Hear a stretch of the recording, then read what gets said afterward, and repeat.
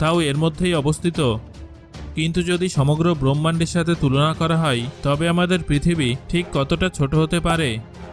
আজ আমাদের ভিডিওতে আমরা এই বিষয়টি নিয়েই আলোচনা করব।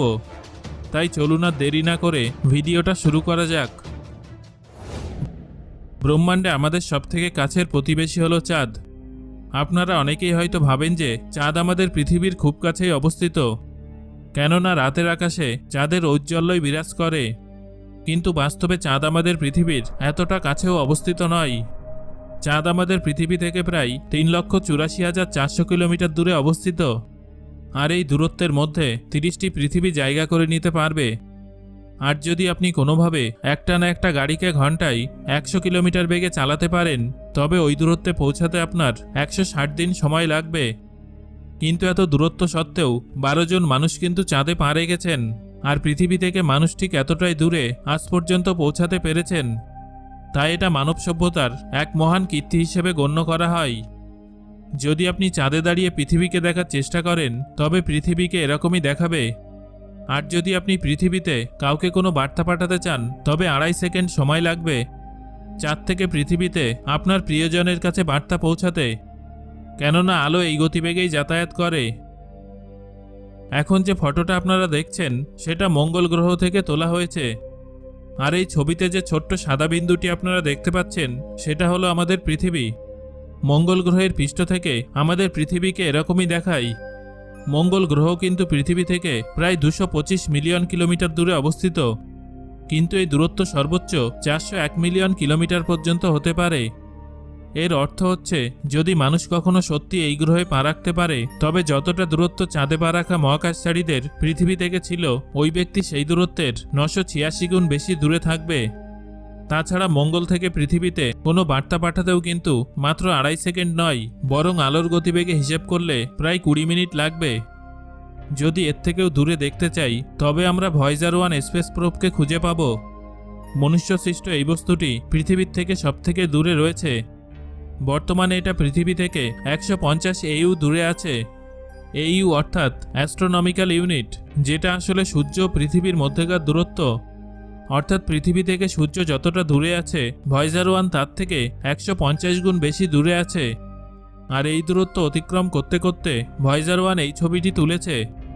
সাধারণভাবে ছবিটাকে বিশেষ কিছু মনে না হলেও আসলে মানব ইতিহাসে এত মূল্যবান ছবি আর তোলা হয়নি। এই ছোট্ট সাদা বিন্দুটি হলো পৃথিবী। এখন ভয়েজার 1 প্রতি সেকেন্ডে 17 কিলোমিটার বেগে চলছে, কিন্তু এই গতিবেগেও আগামী 30,000 বছরে এটা আমাদের সৌরজগতের সীমানা ছেড়ে বেরোতে পারবে না। আমাদের সৌরজগৎ ছেড়ে বেরোলে আমরা পৌঁছে যাব আমাদের ইন্টারস্টেলার নেইবারহুডে। এখান থেকে আমাদের দূরত্ব মাপার একক হয়ে যাবে আলোকবর্ষ। অর্থাৎ পৃথিবীর হিসেবে এক বছরে আলো যে পরিমাণ দূরত্ব অতিক্রম করে অর্থাৎ 9.461 ট্রিলিয়ন কিলোমিটার। আপনারা এখানে সূর্যের পরে আমাদের সবথেকে কাছের নক্ষত্র প্রক্সিমা সেন্টাউরিকে দেখতে পাচ্ছেন, কিন্তু তাও এটা আমাদের থেকে 4.24 আলোকবর্ষ দূরে অবস্থিত। আর যদি ভয়েজার 1কে ওখানে পাঠানো হয় তবে তার ওখানে পৌঁছাতে সময় লাগবে 70,000 বছরেরও বেশি। আমরা যদি আরও জুম করে ব্যাপারটা দেখি তবে আমরা পুরো মিল্কি ওয়ে গ্যালাক্সিটাকে দেখতে পাবো, যার মধ্যে পৃথিবী ঠিক এইখানে অবস্থিত। এই হলুদ বিন্দুটি হলো ইতিহাসে মানুষের সবথেকে দূরবর্তী রেডিও সিগন্যালের অস্তিত্ব। এর অর্থ হলো যদি কোনো ভিনগ্রহী এই রেঞ্জের বাইরে বসবাস করে তবে তারা মানুষের অস্তিত্ব সম্পর্কে সম্পূর্ণ অজ্ঞ। আমরা এখনও যতদূর জানতে পেরেছি সেই অনুযায়ী এই হলুদ বিন্দুটির বাইরে রয়েছে সম্পূর্ণ নিস্তব্ধতা।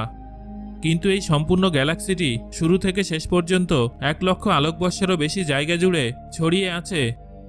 এখানে 100 বিলিয়নেরও বেশি নক্ষত্র এবং 100 বিলিয়নেরও বেশি গ্রহ রয়েছে। কিন্তু আপনারা কখনোই রাতের আকাশে গ্যালাক্সিটি সম্পূর্ণ ঔজ্জ্বল্য দেখতে পাবেন না, কারণ আমরা খালি চোখে যে তারাদের দেখতে পাই তার 99% রয়েছে এই ছোট্ট হলুদ বক্সটির মধ্যে। কিন্তু এরপরেও বাকি ব্রহ্মাণ্ডের কাছে এই প্রকাণ্ড গ্যালাক্সিটাও কিছুই নয়। আমরা ক্যামেরাকে আরও জুম করে গ্যালাক্সি ছেড়ে গ্যালাক্সিদের লোকাল গ্রুপের কাছে এসে পৌঁছালাম। এখানে 54টি অন্য গ্যালাক্সি রয়েছে, যেগুলো প্রায় 10 লক্ষ আলোকবর্ষ দূরে অবস্থিত।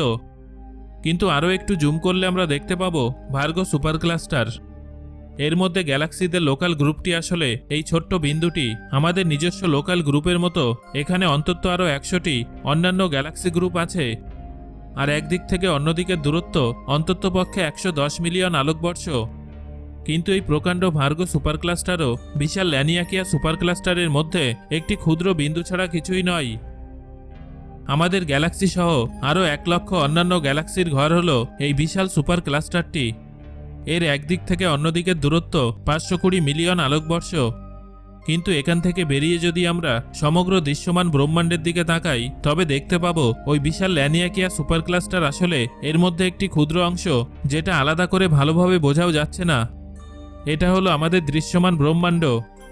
আমরা যা জানি বা যতটুকু জানি তা এর মধ্যেই রয়েছে। এটা অন্ততপক্ষে 2 ট্রিলিয়ন আলাদা আলাদা গ্যালাক্সির ঘর বলা যেতে পারে। আমাদের সমগ্র পৃথিবীতে মোট যতগুলো বালির দানা আছে, এরা একসাথে হলে নক্ষত্রের সংখ্যা তার থেকেও বেশি হবে।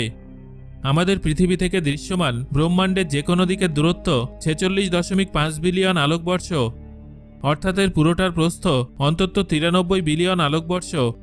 কিন্তু এর থেকেও গুরুত্বপূর্ণ এবং আকর্ষণীয় ব্যাপার হলো আমাদের এই দৃশ্যমান ব্রহ্মাণ্ডের বাইরে কি আছে। একটা কথা মনে রাখবেন, আমরা এখন যতটুকু দেখতে পাচ্ছি সেটা আসলে দৃশ্যমান ব্রহ্মাণ্ড, কিন্তু এর বাইরে যে ব্রহ্মাণ্ডটি আছে সেটা আরও বিশাল, আরও সুন্দর হওয়ার সম্ভাবনা আছে, যা আমাদের কল্পনা অতীত। আমরা জানিই না এর বাইরে আসলে কি আছে, কেননা এই অবিশ্বাস্য রকম দূরত্ব থেকে আলো এখনও আমাদের কাছে, অর্থাৎ পৃথিবীতে এসে পৌঁছানোর মতো সময় ব্রহ্মাণ্ড পার করতে পারেনি। আর কিছু কিছু জায়গা থেকে আলো হয়তো কখনোই আমাদের কাছে এসে পৌঁছাতে পারবে না, কেননা ব্রহ্মাণ্ডের বেশ কিছু অংশ পৃথিবী থেকে অনেক দূরে অবস্থিত, আর তারা আলোর থেকেও বেশি গতিবেগে বিস্তৃত হচ্ছে। এর অর্থই হলো এই সমস্ত জায়গা থেকে অসীম সময় পরেও আলো এসে পৃথিবীতে পৌঁছাবে না।